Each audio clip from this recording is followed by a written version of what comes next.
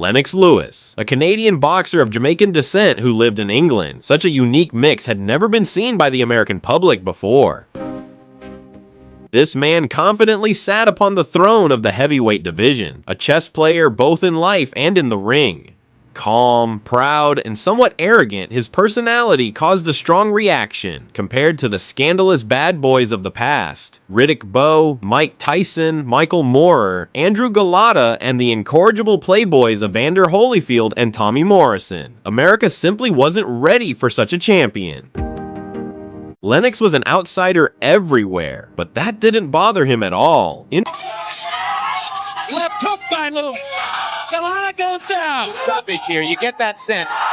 Down goes Mark. He had beaten Galota, Tommy Morrison, and the great Evander Holyfield. Lennox had forced America to bow before him, yet the audience eagerly awaited his downfall. Who could possibly defeat the British champion? That was the eternal question of the 1990s. Who would win, Lewis or Tyson? Many boxing experts believed Mike still had a chance in the early rounds, but by the year 2000, Tyson's physical and mental shape was a serious concern. If only Mike had been in his prime again, but breathing new life into Iron Mike was impossible, so America turned its hopes to another fighter, David Tua, a terrifying Samoan puncher, ranked #1 by both WBC and IBF, the titles held by Lewis himself. Tua, a mirror image of a young Mike Tyson, became America's last hope. The hype around Tua irritated the usually calm Lennox. David and his coach Ronnie Shields were confident of victory. Bookmakers struggled to name a clear favorite. 4 months before the fight, odds were 6-5 in favor of Lewis. A day before the match, they settled at 3-1. Also for Lewis. It was clear, David couldn't win on points. All America's hopes were focused on one thing, his deadly left hook. That punch was his greatest weapon. Its power never faded, even in the late rounds. In fights against Oleg Maskayev and Hasim Rahman, Tua had been losing badly, but both times, his devastating hook saved him. He's about to go down. Only the ropes are holding it up, and that's someone else is going to stop it right here. By the way, Blackman just headbutted or came close to headbutting the referee. Lennox, however, was far more skilled than either Hasim or Oleg. Still, the threat of a knockout gave the fight real intrigue. Experts often recalled Lewis's earlier bout with Shannon Briggs, when Shannon managed to clip the Brit early with a left hook, only to be beaten and knocked out soon after. He's taking his chance. We're hooked to Lewis. Briggs coming on. Big opportunity for Shannon Briggs. Both fighters too tired to finish it, and brings it down again. His chin was considered granite. No professional boxer had ever even knocked him down. Only the great Felix Savam managed to stop a young David back at the 1991 World Championship. We don't get if this fight goes to a decision.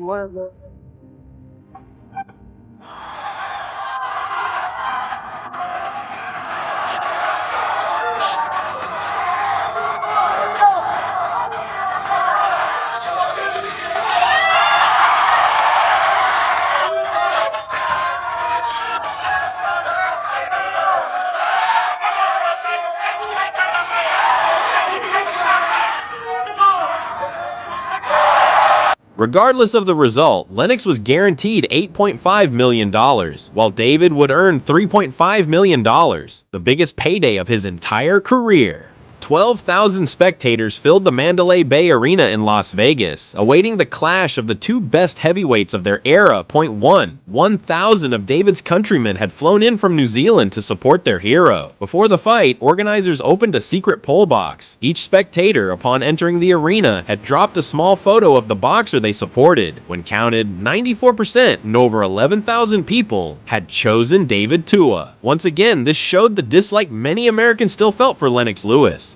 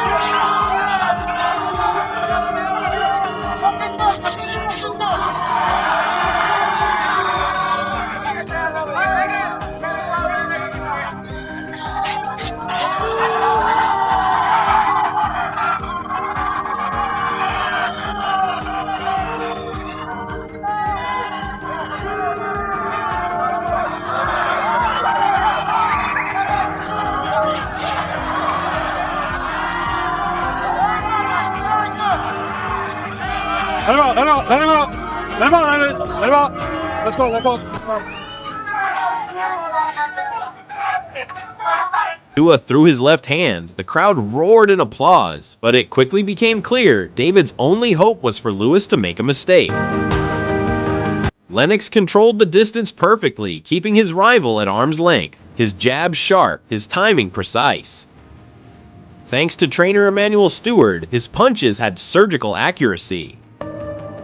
David searched for openings, tried multiple tactics, but it was all in vain. At the end of the first round, a few wide swings landed, but Lewis absorbed them easily. In the third round, Tua finally reached the champion's face with his famous left hook, but it hit with the soft part of the glove, causing no damage. From then on, there was only one man in control, the British champion, Lennox Lewis. Interviews.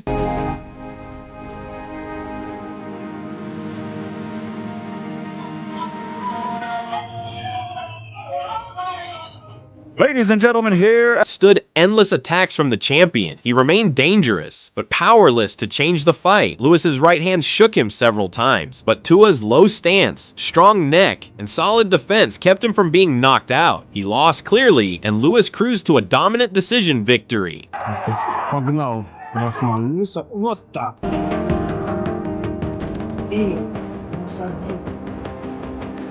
Scorecards read 119 to 109, 118 to 110, and 117 to 111. Analysts from the New York Times went even further. They gave Tua not a single round, 120 to 108. Interview. Mura daw. Was it more lenient? He's not moving at all. It's over with. It's a 30-second knock. Spicy was up. Of the press didn't stop there. Journalists called Lewis's win a flawless victory, quoting the sorcerer Shang Tsung from Mortal Kombat, and even printed a smiling photo of actor Kari Hiroyuki Tagawa beside the line. As the crowd booed, Lewis, with a proud smile, raised both championship belts above his head. Tua's promoter Dan Goosen tried to justify his fighter.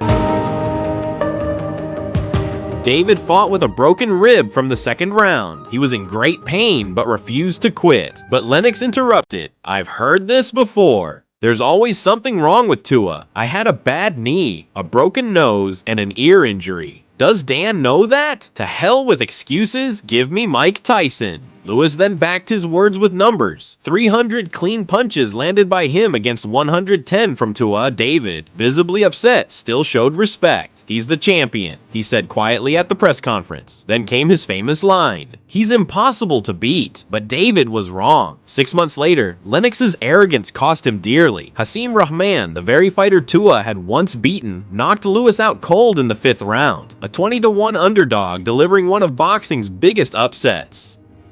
Interview.